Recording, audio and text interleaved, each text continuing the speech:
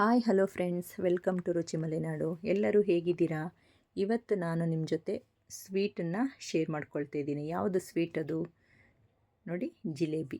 ಮನೇಲೇ ಹೇಗೆ ಮಾಡೋದು ಅನ್ನೋದನ್ನ ನಾನು ನಿಮಗೆ ತೋರಿಸ್ತಾ ಇದ್ದೀನಿ. ಕ್ರಿಸ್ಪಿಯಾಗಿ ಜ್ಯೂಸಿಯಾಗಿ ಎಷ್ಟು ಒಂದಿದಾಗಿ ಬಂದಿದೆ ನೋಡಿ, ಹದವಾಗಿದೆ ಜಿಲೇಬಿ.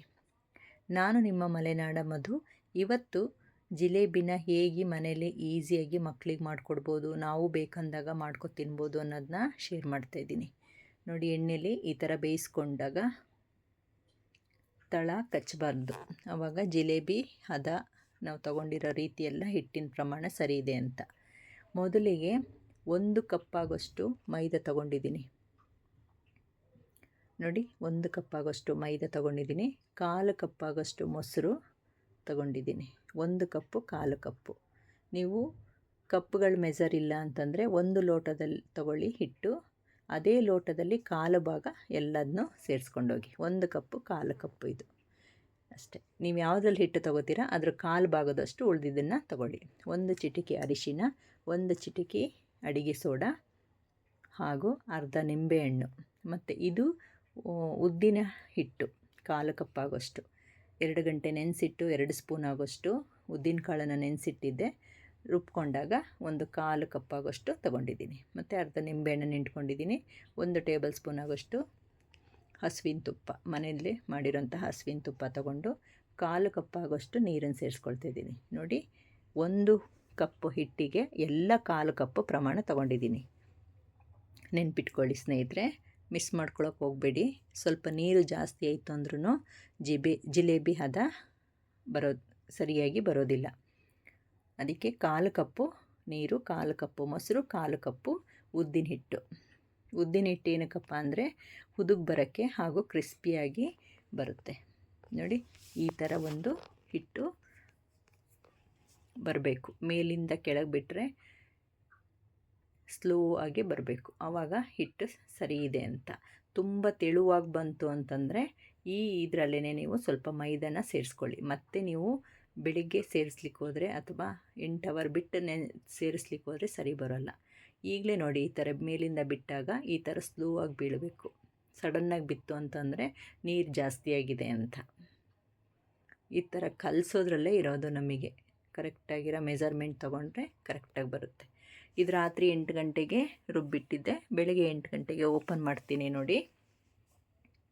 ನಾನು ರಾತ್ರಿ ಕಲಸಿ ಬೆಳಗ್ಗೆ ಮಾಡ್ತಾ ಇರೋದು. ನೀವು ಬೆಳಗ್ಗೆ ಕಲಸಿ ಸಂಜೆ ರಾತ್ರಿನೂ ಸಹ ಮಾಡ್ಕೋಬೋದು. ಒಂದು 8 ಅವರ್ ನೆನಿಬೇಕಾಗುತ್ತೆ. ಇದು ಹಿಟ್ಟು ಕರೆಕ್ಟಾಗಿ ಹುದುಗ್ ಬರಬೇಕು ಅಂದರೆ 8 ಅವರ್ ನೆನಿಬೇಕು ನೋಡಿ. ಎಷ್ಟು ಚೆನ್ನಾಗಿ ಎಳೆ ಎಳೆ ಆಗಿ ಬೀಳ್ತಾಯಿದೆ. ಇವಾಗ ಹುದುಗಾಗಿದೆ ಇದು ನೋಡಿ, ಚೆನ್ನಾಗಿ ಬಂದಿದೆ.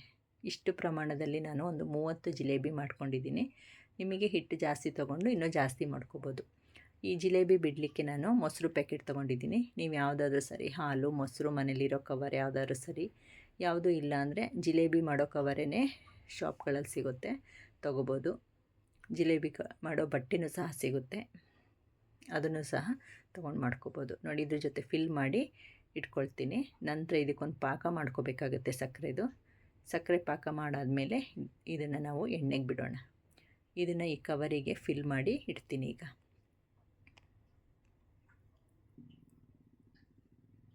ಈ ಥರ ನಿಧಾನವಾಗಿ ಹಾಕೋಬೇಕು, ಕೆಳಗಡೆ ಚೆಲ್ಲುತ್ತೆ. ಹಿಟ್ಟು ಗಟ್ಟಿ ಇರುತ್ತಲ್ಲ, ಹಾಗಾಗಿ ನಿಧಾನಕ್ಕೆ ತಗೊಳ್ಳಿ. ಈಗ ಒಂದು ಪಾಕ ಮಾಡ್ಕೊಳ್ಳೋಣ. ಪಾಕಕ್ಕೆ ನಾನು 1 ಕಪ್ಪು ಮೈದಾ ತೊಗೊಂಡಿದ್ನಲ್ಲ, ಅದೇ ಕಪ್ಪಲ್ಲಿ 2 ಕಪ್ ಆಗೋಷ್ಟು ಸಕ್ಕರೆ ತೊಗೊಂಡಿದ್ದೀನಿ ನೋಡಿ. ಇದೊಂದು ಕಪ್ಪು, ಇನ್ನೊಂದು ಕಪ್ಪನ್ನ ತಗೊಂಡು ಇದರಲ್ಲಿ 1 ಕಪ್ ನೀರು ಹಾಕಿ ಪಾಕ ಮಾಡ್ಕೋಬೇಕಾಗತ್ತೆ, ಎಳೆ ಪಾಕ. ಇದಕ್ಕೂ ಸಹ ನಾನು ಅರ್ಧ ಹೋಳು ನಿಂಬೆಹಣ್ಣು, 1 ಚಿಟಿಕೆ ಅರಿಶಿಣ ಪುಡಿನ ಸೇರಿಸ್ಕೊಂಡಿದ್ದೀನಿ. 2 ಕಪ್ಪು ಸಕ್ಕರೆಗೆ 1 ಕಪ್ ನೀರು ತೊಗೊಂಡಿದ್ದೀನಿ.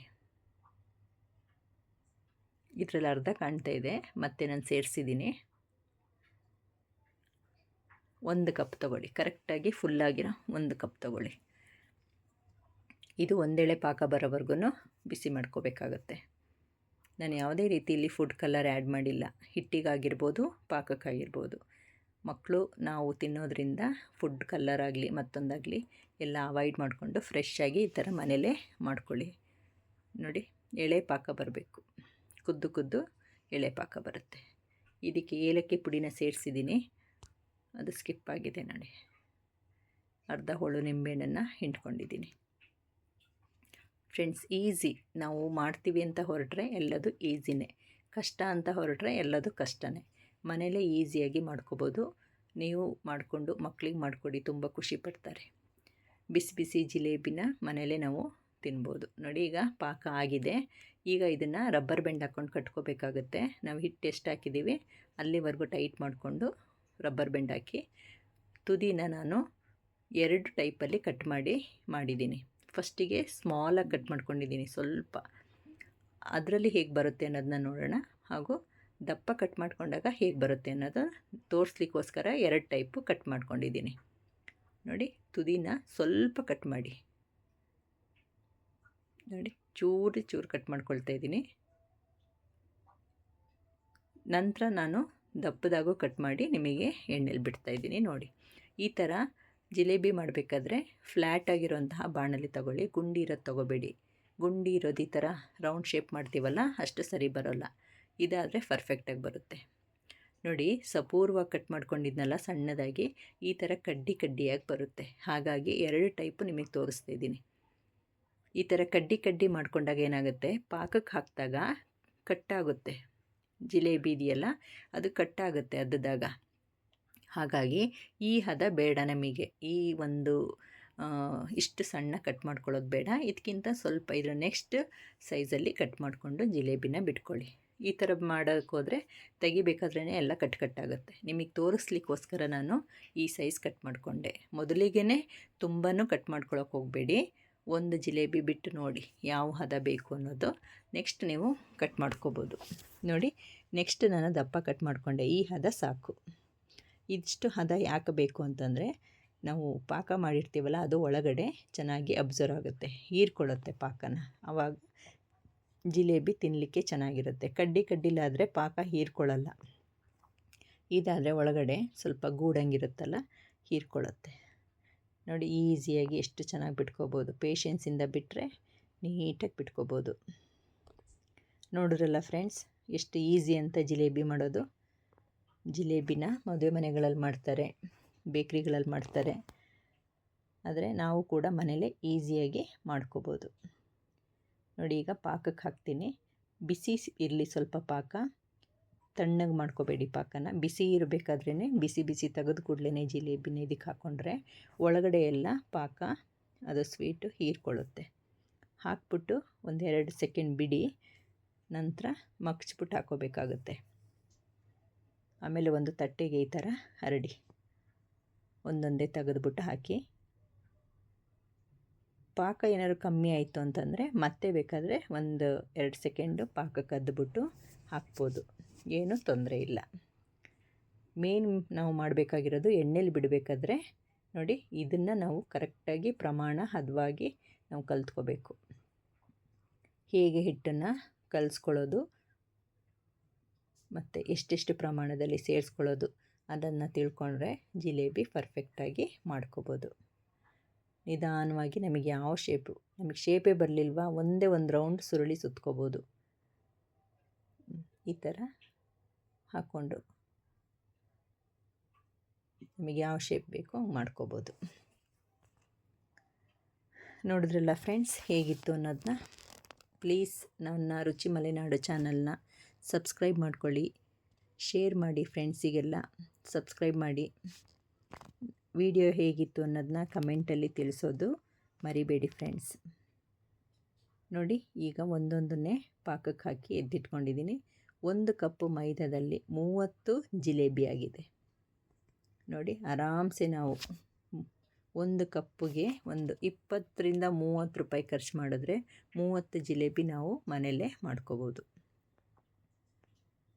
ನೋಡಿ, ಎಷ್ಟು ಚೆನ್ನಾಗಿ ಬಂದಿದೆ ಅಂದರೆ ನೋಡಲಿಕ್ಕೆ ಖುಷಿಯಾಗುತ್ತೆ. ನೋಡಿ,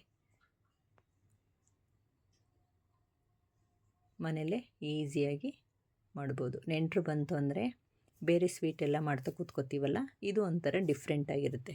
ನೋಡಿ, ನಾನು ಕಡ್ಡಿ ಮಾಡಿದ್ನಲ್ಲ, ಅದು ನೋಡಿ ಹಿಂಗೆ ಹಾಕಬೇಕಾದ್ರೇ ಮುರಿದೋಗುತ್ತೆ. ಹಾಗಾಗಿ ಸಪೂರವಾಗಿ ಕಟ್ ಮಾಡ್ಕೋಬೇಡಿ. ನೋಡಿ, ಇವೆಲ್ಲ ಕಟ್ಟಾಗುತ್ತೆ. ಪಾಕಕ್ಕೆ ಹಾಕಿ ಹಿಂಗೆ ತೆಗಿಬೇಕಾದ್ರೆ ಕಡ್ಡಿ ಇರೋದ್ರಿಂದ ಕಟ್ಟಾಗುತ್ತೆ. ನೋಡಿ ಕೊನೆಗೆ ಒಂದು ಹಿಟ್ಟು ಉಳಿದಿತ್ತಲ್ಲ ಕವರಲ್ಲಿ, ಎಲ್ಲದು ಸೇರಿಸಿ ಒಂದು ಜಿಲೇಬಿ ಮಾಡಿದ್ದೀನಿ ನೋಡಿ. ಅಗಲವಾಗಿ ಮಾಡ್ಕೋಬೋದು, ಒಂದೇ ಒಂದು. ಪಾಕನೂ ಅಷ್ಟೇ ಸ್ವಲ್ಪ ಬೆಚ್ಚಗಿರಲಿ. ತಣ್ಣಗಾಯಿತು ಅಂದರೆ ಸ್ವಲ್ಪ ಬಿಸಿ ಮಾಡ್ಕೊಳ್ಳಿ. ಬಿಸಿ ಮಾಡಿದ ನಂತರ ಮತ್ತೆ ಜಿಲೇಬಿನ ಅದ್ಲಿಕ್ಕೆ ಸರಿಯಾಗುತ್ತೆ. ತುಂಬ ತಣ್ಣಗೆ ಮಾಡ್ಕೊಂಡ್ರೆ ಏನಾಗುತ್ತೆ, ಪಾಕ ಹೀರ್ಕೊಳ್ಳಲ್ಲ ನೋಡಿ. ಈ ಕಡ್ಡಿ ಇರೋ ಅಂದು ಮಾಡಿದ್ರೆ ಈ ಥರ ಒಳೊಳಗೇ ಕಟ್ಟಾಗುತ್ತೆ ಎತ್ತಬೇಕಾದ್ರೆ ಪಾಕದೊಳಗೆ.